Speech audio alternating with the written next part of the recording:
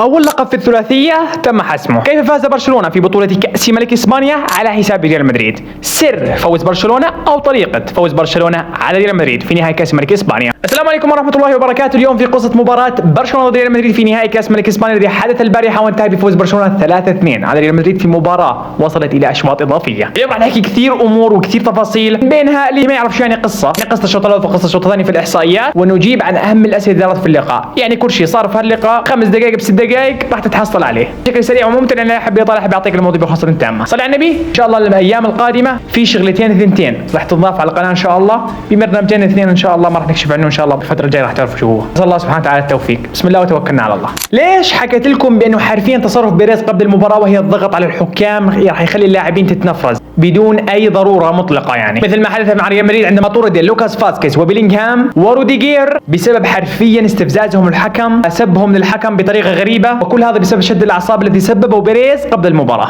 حرفيا لانه الحكم ما اخطا كثير الاخطاء بصراحه، كثير اخطاء من ناحيه الطرفين سواء برشلونه ولا مدريد، في كثير الامانه علامات استفهام. هذا طبيعي تحدث في اي مباراه، ممكن نحكي مباراه نهائي. ريال مدريد دخل هذه المباراه بفينيسيوس مع رودريجو مع بيلينغهام مع سيبايوس، طبعا غياب مبابي بسبب انه عدم الجاهزيه، فالفيردي مع تشاوميني، ميندي هو اصلا مش جاهز مع فاسكيز مع روديجير مع راول سيسيو مع كورتوا.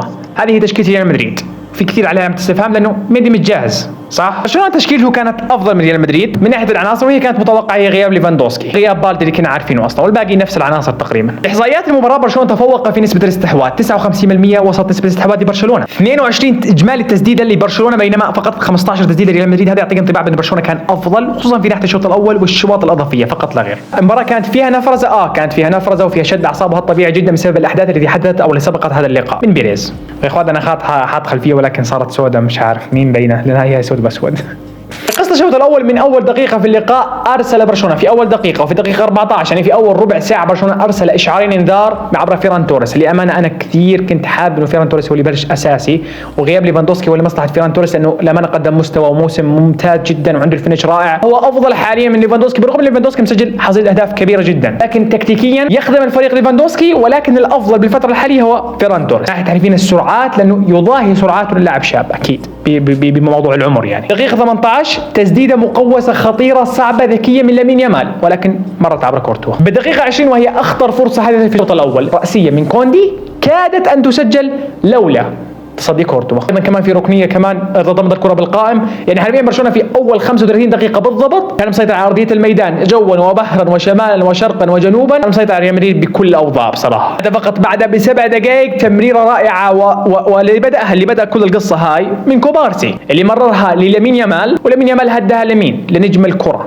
حاليا بدري او نجم خط الوسط ممكن نحكي. سدد تسديده لا تصد ولا ترد، يفتتح نتيجه اللقاء بهدف يستحق برشلونه بناء على كل ما قدمه في مجريات الشوط الاول. رد ريال مدريد رد ولكن عبر تسلل من بيلينغهام، ما زبطت الامانه الكره. لا بيلينغهام الامانه هو ممكن كان افضل لاعب ريال مدريد في هذه المباراه. في قصه الشوط الثاني ريال مدريد حرفيا وكان انشيلوتي قاعد معهم قال لهم يا عمي نحن هاي اخر بطوله ننافسها مع بطوله الدوري طبعا ونعمل كل شيء نقدر عليه. دخل امبابي حرك الاجواء، امبابي دخل المباراه بطريقه قويه جدا هو وفينيسيوس جونيور، هددوا اكثر من مره مرمى تشيزني وقريب من تسجيل الهدف الاول، حتى اتى تسجيل هدف اول عبر كيليان امبابي، وهذه اول ركله حره يسجلها كيليان امبابي في تاريخه، وكانت في الكلاسيكو على حساب برشلونه بطريقه لا تصد ولا ترد، بطريقه الامانه هي جديده في كره القدم، ممكن هي طريقه كيليان امبابي في تنفيذ الركلات الحره. يعني ما عمري شفت طريقه تنفيذ مثل هذه الركلات الحره مثل كيليان امبابي، طريقه جديده اسمها ركلات الحره على طريقه كيليان امبابي. ريال مدريد كان مسفح في الشوط الثاني وكان الافضل من ناحيه السرعات، وبرشلونه كان يعتمد على المرتدات عبر رافين اللي اضاع تقريبا 3 فرص محققه للتسجيل، لو مررها لكان ممكن تسجل اهداف بطريقه سهله جدا، ولكن اختار التسديد، وكان رافين لسه عايش في اجواء مباراه برازيل والارجنتين ويريد يثبت نفسه. بعدها حرفين انشيلوتي ادخل العديد من التغييرات، دخل اردا جولر اللي للامانه لازم يبدا مباراه اساسيا خصوصا المباراه القادمه. ريال مدريد لازم يبدا اردا جولر باساسي بصراحه، يعني كان مسفح ما شاء الله. مرر تمريره ضربه ركنيه على راس تشاوميني يسجل الهدف الثاني 2-1. ريال مدريد تقدم على برشلونه فقط بظرف 10 دقائق، وهذا ما كنا نتوقعه الامانه. ريال مدريد لن يقتل ريال مدريد الا لما تقتله. شوفوا كيف ريال مدريد رجع فقط في ظرف 10 دقائق. بعد برشلونه ما استسلم، رد عبر شغلتين لامين يامال، واحده من لامين يامال تسديده وواحده من تمريره مش طبيعيه من لامين يامال لفيران توريس اللي استغلها، ولكن الخطا الاكبر هو على كورتوا. امانه كورتوا ممكن في ناس يقول لك لو انه حرفيا ما تقدم، في ناس تقول لك لا لو تقدم وكان اسرع من هيك كانوا يخرج الكره ويشتتها. بالطريقتين او بالشغلتين كورتوا هو الغلط في هذا الهدف. سجل فيران توريس التعادل وتصبح المباراه الى اشواط اضافيه، الا اخر ثواني اللقاء برشلونه حصل ركله جزاء. الحمد لله انها ما احتسبت ركله جزاء، وهي اصلا مش ركله جزاء. فينا بالغ شوي في التمثيل، تعرض عليه نعم هو اسينسيو، ولكن بالغ شوي في التمثيل، والحمد لله مش ركله جزاء، لانه حرفيا لو احتسبت ركله جزاء يقول لك فضيحه تحكيميه، وتم سرقه كاس الملك الاسباني وبرشلونه سرق كاس الملك الاسباني ونهايه الامور. الحمد لله ما احتسبت. انتقلت المباراه الى اشواط اضافيه. في الاشواط الاضافيه الفريقين كانوا مستنزفين بدنيا، وهذا طبيعي جدا، لاعبين تقريبا 90 دقيقه. برشلونه كان افضل من ناحيه فيران توريس، خصوصا في الشوط الاضافي الاول، حدد اكثر من مره، الا ان اتى حرفيا لوكا مودريتش الذي اخطا في التمرير، وتاخر ابراهيم دياز في حرفيا عمليه انه يستلم الكره. ياتي كوندي ويتسرع، انه حرفيا كوندي لو ما قدر ياخذ الكره ضربه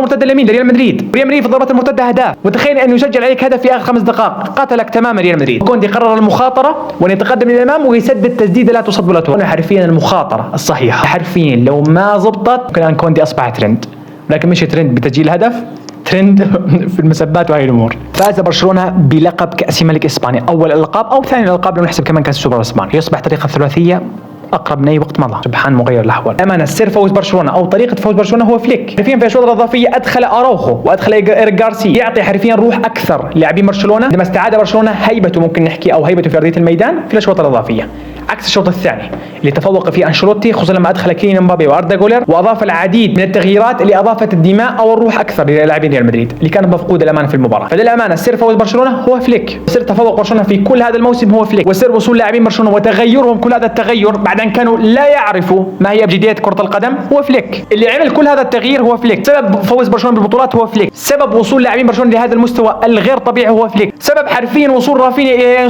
لان يصبح لاعب كره قدم او المرشح الابرز لكره الذهبيه هو فليك. سبب وصول لامين يامال وبيدري لهذا المستوى الخرافي هو فليك. سبب وصول انياجو مارتينيز وايريك غارسيا اللي كان حرفيا يطالب جماهير برشلونه بانه يا عمي بيعوه على اقرب وقت هو فليك. سبب وصول بالدي لهذه السرعه الفائقه واللي ان يصبح افضل اظهره على مستوى العالم هو فليك. سبب وصول كوبارسي انه يصبح حرفيا افضل مشروع مدافع في العالم حاليا هو فليك. سبب عوده ليفاندوسكي للتسجيل هو فليك. سبب ان يصبح فيران توريس افضل بديل في العالم حاليا هو فليك. كل شيء برشلونه حاليا الان فيه بسبب فليك، ما شاء الله. وانت احكي لي برايك، ما هو سر فوز برشلونه على ريال مدريد في نهائي كاس ملك اسبانيا؟ الف مبارك جميع برشلونه وهارد لك جميع ريال مدريد في كل مكان، وشكرا على هذه المباراه الرائعه. صلى على النبي وشكرا على حطاك في الفيديو معي.